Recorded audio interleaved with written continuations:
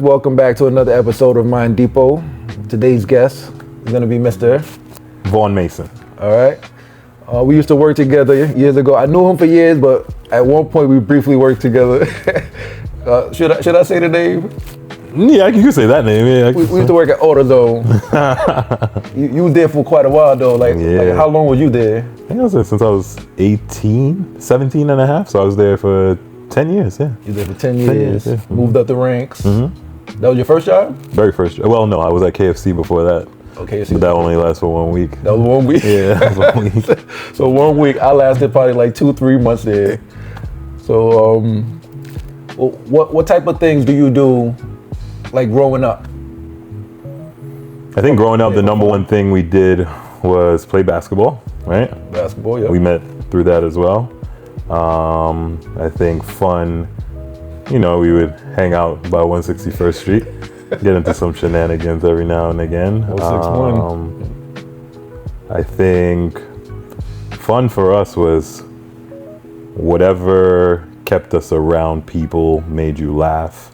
So just hanging out was fun. I think being with my siblings was fun. I remember like how long the summers felt in the 90s. Yeah. Versus now, like the summer just ended. The kids are going back to school now, right? Quick. Right? Yeah. My wife has to start making plans. She's telling me, hey, let's make plans. But I remember how fun it was just to be carefree and be with my 3 siblings. My mom used to leave us $20 before she went to work, and it would feed all of us, right? 20 went a long way. 20 went a long way, right? So I think that was fun. Watching Video Music Box or watching, I don't know, like, what was it? It was 106 & Park wasn't out then. It was like Video Music Box. Yeah, Big Tigger. Big Tigger in the basement. I remember when we first came to this country in '92. Yeah, that was when Hits from the Streets. Hits from the Streets. That was my man. Yeah. Everybody used to say I look like You do. You do. Like, yo, you look like Hits. Yep. At first I was like, who the hell is that? And then I saw it. I was like, yo, he do look like me. We never played in the fire hydrant, but it's always fun to watch people from the fire escape doing it. Oh, yeah, I ain't never go? I never play in the fire hydrant. Why not? I don't know. Back when we was growing up, it was blazing. We weren't allowed. Oh, y'all wasn't allowed? Yeah. Why not? I don't know. Oh, yeah. Who did you grow up? You grew up with both parents? Both parents, yeah. Okay, and how was that? Because I grew up in a single parent, so I have my things that I was dealing with. What do you think, looking back in retrospect, how did you look at it? I think when I was growing up, I thought my father was more serious than he needed to be. Okay. But looking back at the environment we were in, and when you're in it, you come out, and for a long time I said, it wasn't bad at all. Like, as an adult now, I look back on it and I'm like, it definitely isn't as bad as it is right now. When I go back there, I'm like, this wasn't where I grew up, right? Yeah. But I think him being as tough on us as he was really made us the people that we are today, and made us understand that there are consequences for every single decision you make, and it made us better decision makers. And I feel as though all of my siblings are in some form of leadership. Okay. And I feel like the number one quality of a leader is decision quality. So I think that's what the foundation from a father being in the household, and I can even say a black father, because I can't speak for anyone else, but a black father growing up in a pretty tough neighborhood in the Bronx, New York. If you knew people around there, it's not that tough because you're from the area. Yeah. But I think it was necessary for you to become the person that you needed to be, because you're making decisions every day that could alter your life. And everyone's making decisions every day, but when I look at how carefree my children are growing up where they're growing up now, I was still as carefree as them because of the barriers that he put in place, and my mom put in place, to allow us to stay within a comfort zone, just like my children have right now. Yeah. But it's amazing that they were able to cultivate that environment within a place that traditionally people would say you shouldn't have that or didn't have that. Okay. And who did you look up to growing up in the household? Was it your parents or was it your siblings? Because you was the youngest, right? I was the youngest.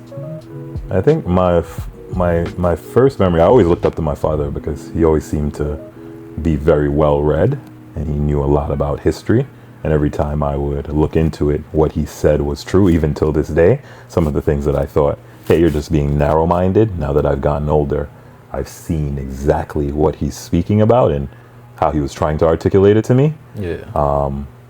But I think from my earliest childhood memory, I remember my uncle, who was my mother's brother, who always drove up to our house in a different car in Jamaica before we came here. Okay. And he owned a bus company in Kingston, Jamaica. And he would take us like from the house in a bus and drive us all the way across the country and come back up. He was like larger than life.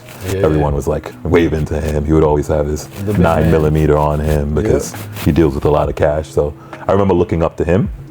I remember looking up to my oldest brother and my middle brother as well, because they'd be, hey, you can't go outside without them. So it's like, Yeah. when I was younger, it was like, yeah, you can come outside with us. So I always looked up to them. But I remember my earliest memory was my father and my uncle. Okay. And growing up, I always knew you to be like a more astute person when it comes to finances. Where did you learn your financial literacy? Yeah, I think you're always learning. My wife will tell you right now, he's not financial literate, he spends too much. That's not your voice, right? I know.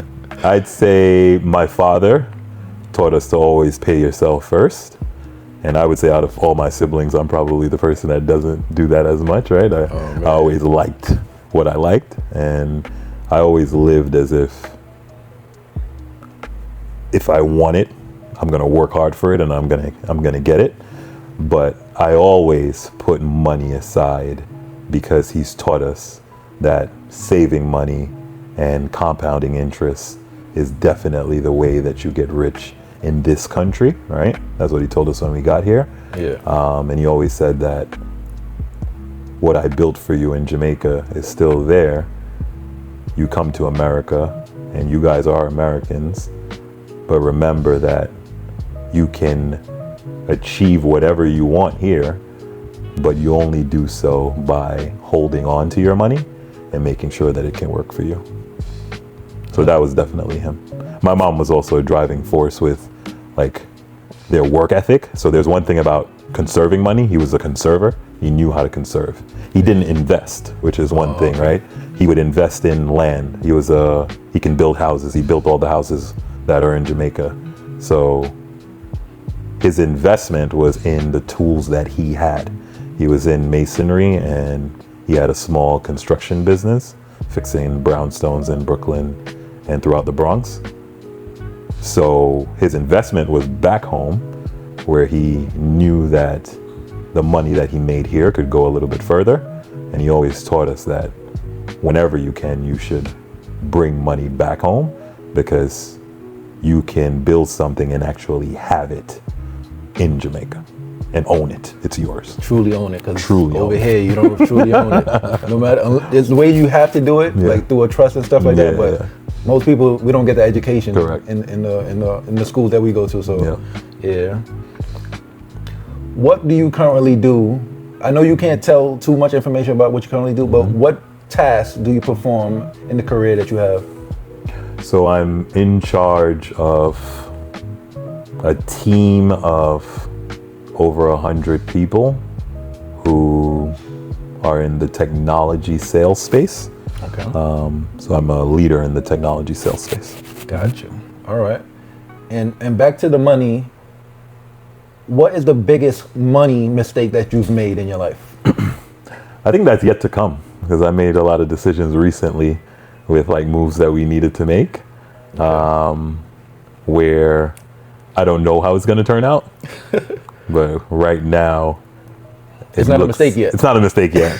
It's not looking the best, but it's not a mistake yet. I'd say the biggest mistake that I could think of, just in terms of life prior to now and waiting to see. I remember one time I waited to pay my taxes because I was trying to get the numbers right, and I ended up paying a $40,000 penalty. Oh, wow. You didn't try to find a way to circumvent it? No, I don't play with the IRS. No? I just give them their money. Yeah, I just give them their money. Okay. That still haunts me. That's a big one. Yeah. That's a big money mistake. Yeah. Fat Joe gave a story about his money mistake. You ever heard his story? What did he say? His story was that he was paying his accountant on a regular basis, never checking up on it and stuff like that. So years go by, he found out that the accountant never was paying for years. So now he owed back taxes and everything like that. And the IRS started coming after him now, and he had millions of dollars in back owed taxes that he had to come up with, which he didn't have available. Mm-hmm. So now he had to make a payment plan with them, and then he was able to get over it after a couple of years. But that was his biggest mistake. So he was like, I'm involved in every step of the way. So that's crazy. That's a big mistake. So I take notes from him, and I don't want that to happen to me. So yeah, you got to learn from other people's lessons. That's what the wise people do. That's for sure. Yeah. Yep. Another thing that I learned, because I started learning about investing during COVID. Mm-hmm. COVID happened. Nobody sure what's going to happen with our careers and stuff like that. So I started doing deep dive research. I hit you up one day. I'm like, yo, anything that you invested in that I should know about and stuff like that? And you put me on game on one stock in particular. It was NIO. You remember? I remember. Yeah. NIO. Mm-hmm. You said you had a couple thousand share. I said, you know what? He must know something. So I bought like 1,000 shares. Mm-hmm. And at that time, I didn't really know how the stock market work is. I was just like, this shit ain't moving. Mm-hmm. It should move like 5 cents, 10 cents, go back 20 cents. Mm-hmm. I was like, I'm taking that shit out. Yo, a couple months later, that shit went from like 50 cents to $50. Yep. Now with all the information I know, that was a nice chunk of change. Yeah, it was, yeah. With my 1,000 shares, I would have had money. At least 50,000. Yeah. The stock market is a real money multiplier. If you know, it could also be you have very to know. detrimental. You have to know what you're doing. But that was something that it was kind of like a guarantee because it was a competitor. Yeah. Well, I was in the space at the time, so I knew what they were doing, and I saw the technology. And one of my coworkers had brought it to me and said, "Oh, look at this." I said, "Whoa, this makes sense. Like they look like they have something here." So I just did it off the whim, but it had spiked once before I had told you about it. Oh yeah, I didn't. So I was just waiting for it to spike again. That's what it was. Yeah, okay. But it made sense because I remember one investor that I met while I was working told me, I think he said, all ships rise with rising tides, all ships will also rise. So if you're in the same industry and you can find something that's like the industry that you're in, and you know that the bubble is about to go, then that was the closest competitor that I saw that actually had a good product. And I was like, oh, that one looks good. Okay, well said. If you had a microphone to speak to a billion people, what would you say? A billion people? Yes, microphone right now. What would you say to everybody? I'd say that it's amazing to get to the point in your life, if you're not there already, where you realize that everyone has problems and everyone is walking through life looking for a way to not solve them, but to cope, because some problems are unsolvable, right? No matter what therapy, no matter what you do, but everyone has problems, and they're not bigger or smaller, they're just different. Facts. But if you meet someone and you're able to really internalize the human experience of being in the moment and really care about someone's day, the small things make a difference. So live to make others feel what you want to feel daily, and a lot of times that makes your day so much better. And I don't remember it every day, but I think I would tell everyone, if you can remember that, it really changes your day, that everyone is going through something. And if you can internalize that as well, and just go off the human experience with every interaction, and understanding that no matter what face that person is putting on in front of you, there's something they're dealing with. You don't have to ask them about it.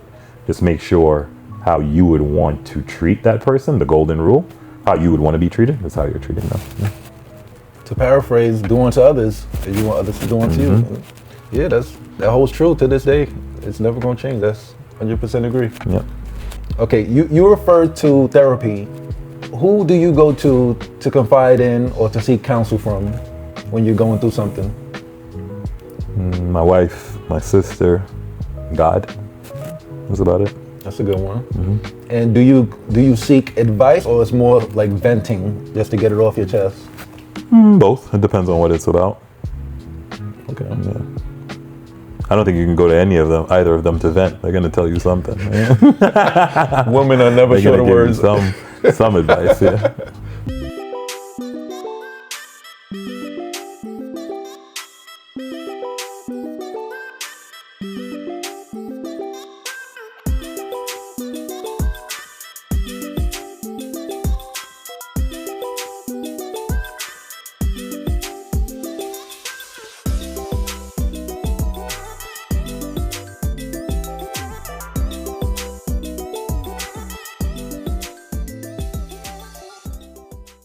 All right, so this question is about women who go out into the streets, they wear scandalous clothes, and they think that no man should come up to them and try to holler at them or anything like that. If you had a daughter, you lucky you don't have a daughter, but if you had a daughter, let's say a sibling, you have a female in your family, goes out wearing scandalous clothes, don't expect anybody to holler at them, but there's guys out there that's disrespectful. They're gonna put their hands on them or talk dirty to them. How would you feel about that, with your sibling telling you something happened to them? I grew up in a house with a sister, and I remember my sister, even till this day, I can't get her to wear something scandalous. I couldn't. Okay. Like, she will not, right? But that's just because she's conservative. So I believe in a woman's choice, and I'm progressive in that way. Like, you should be able to wear whatever you want, wherever you want. Everyone should have the self-control to understand that is freedom of expression. However, if I were to have a daughter, I would definitely make sure she understands the reality of society and how her choices, like I was telling you, my father taught us, influence the outcomes that you're looking for, right? So decision quality is the number one indicator of how your life will turn out. And I think just arming people with the possibilities, which is what all of my elders while we were growing up let us know. Like, here are the possibilities depending on the choices you make. And here's what generally happens when people do this. You do X, here's what generally happens. There are the exceptions, but more often than not, here's the rule, right? Yeah. And I don't think there's a one size fit all. And I don't think anyone should be limited on expressing themselves as long as you understand what could come with it, whether or not that's the way society should be is another question. And it also depends on where you are, right? And knowing your surroundings. But yeah, I think arming my daughter with the proper information, the way I saw my mother arm my sister, and I know if my sister ever decided that she was going to wear something scandalous, no one would have went off for, what are you doing? We are doing. They would probably allow it because that's her way of expressing herself, or that's what she feels she needs to do. But I think the lessons of discernment growing up and every night watching the Channel 7 news religiously. We had to watch the Channel 7 news with my father every night, right? And seeing what was going on in New York City, like talking about everything that's going on, talking about history around the dinner table. So it was like a round table every night? As much as possible, right? Wow, okay. Yeah, as much as possible. Sometimes my father would go to Jamaica, sometimes he would come back, but no matter what, we would eat around the table and we'd discuss like our days and what happened during our day and why it might have happened. And even my sister has went through situations where even her dressed as conservative as she would and being the person that she is, she's gotten hit on by someone unwantedly, right? And she's gotten aggressively pursued even though she didn't have anything scandalous on. So it can happen regardless of what you're wearing. So I think it goes back to the home and making sure that we're raising strong men, strong women, people that understand the human experience and what it means to be a productive member of society, and reducing trauma within the lives of our young people so they don't look to pass on trauma to others. It's crazy that you said that, because I know your sister being very conservative, and for a guy to be aggressive with her, I'm just looking at the multiplier of a girl being scandalous faced with an aggressive guy like that. She might get more aggressive guys at her on a daily basis. So I always try to tell my family members whenever I see them wearing something that's scandalous, like, yo, you need to think about that, because I got, God forbid, it could escalate to the next level, and you don't want that. I'm like, watch what attention you're drawing, because it might not be the one that you want. Yeah. You know. My next question is going to be from the previous guest, and he wanted to know, if you had the choice to go back and do high school all over again, would you do it? High school? High school. To start your life over from where you are now, would you go back to high school and do it all over again? But would I know what I know now? Yeah, with what you know now. With what I know now? With Oh what you yeah, I know would now. go back. Yeah, definitely I would go back. Yeah. And what would be the biggest change you think you would make with what you know now? Well, my brother passed when I was a sophomore in high school. So I would have made sure that he was eating properly and not allowed him, even though I was a younger brother, I would have raised more red flags. Like, there were things that were happening that I would have made sure wasn't happening, right? So that was a defining moment in my life. I always thought that all my siblings, we all know our parents are gonna leave us. Yeah. But I always thought all my siblings would be here with me through life. Now it's two of us, right? So that's one thing. And then I would definitely, knowing what I know now, my sister actually went to Taft. My wife actually went to Taft, Bronx School of Business, but we never crossed paths. What? Yeah, but she wasn't in our age bracket. She was, when we were seniors, she was a freshman. Oh, okay. So I got you. I probably would have robbed the cradle a little bit and like, hey, I'm gonna see you later on, okay? Okay, Trump. No, I would have done it. But yeah, she's definitely the one. So Yeah, definitely. I would have made sure I met her earlier. Yeah. I knew from day one when I met Andy, I was like, Vaughn loved that one. Yeah. He better fall in love with that one. Yeah. That's a good one. Don't let her go. For sure. Yeah, man. Yeah. How did you meet your wife? I was working at AutoZone at the time in Westchester, and her boss came in because he didn't know how to put his wipers on his Porsche, and no one else in the location understood how to put wipers on a Porsche. I didn't either, but I went outside and I figured it out, and we were talking. I don't remember exactly what we were discussing, but we were having a good conversation, and let me know, yeah, I'm a banquet manager, or I'm a manager at this place called the Marina Del Rey. Where are you from? You from up here? And I'm like, no, I'm from the Bronx. He's like, oh, so you know it. It's across the Starks Neck Bridge. It's a place right under there. And I was like, oh, I know. I've seen that place before. I've never been there though. So then we're talking, and I put it on, and he's like, you're a really nice guy. You know that? And I'm like, oh, thank you so much. Appreciate you coming out. He's like, you know what? I got a girl for you. What? And I was like, what are you talking about? And he's like, I got a girl for you. I was like, hey man, like I'm good, thanks. And he's like, what are you talking about? I'm telling you, this girl is beautiful, and she don't talk to nobody. You got to see her. I'm telling you, I'm gonna call her right now. I'm like, sir, no, please, it's okay. Wow. He calls her. He's like, hey Annie, how you doing? I got somebody that wants to talk to you. So now he walks into the store while he's saying this. The whole staff is there looking at me. Wow. He gives me the phone, and he's like, talk to her. And I'm like, hey, this is awkward, so I'm gonna make it very, very quick. But my name is Vaughn Mason. I've been speaking to your boss for some time, and he describes you as a beautiful lady that does not have anyone in her life, but is very much a catch. Now, this is weird, as weird for me as it is for you. So just to appease him, I'm gonna send you a photo. If you're interested and you like what you see, you could send me a photo back. And she's like, what? Is Joe just giving random people my number? I can't believe this. Well, tell him if he wants me to go on a date, he needs to give me weekends off. I was like, hey, Joe. Annie says that she needs weekends off so we can go on a date. He's like, fat chance. We had too many weddings going on.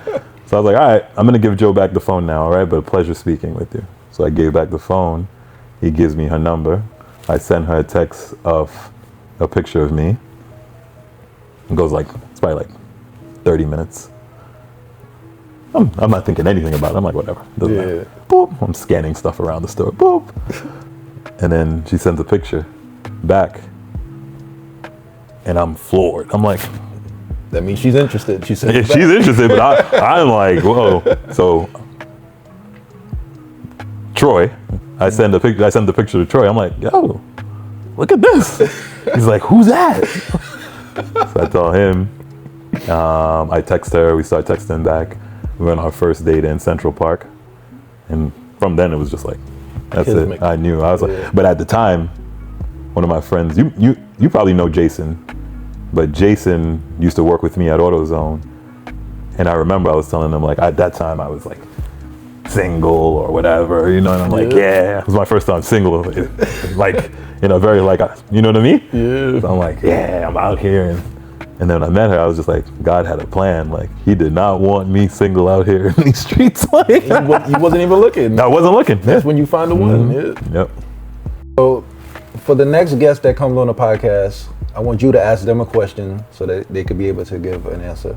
If there was one person that is no longer living that you would want to meet, who would that be? And what are the 3 questions that you would want to ask that person? 3 questions to ask that person. Very good question, man. Mm-hmm. All right. Thank you, my brother, for coming through on the podcast. Very much appreciated. You already know. Thanks for having me. Anytime, brother. Yep.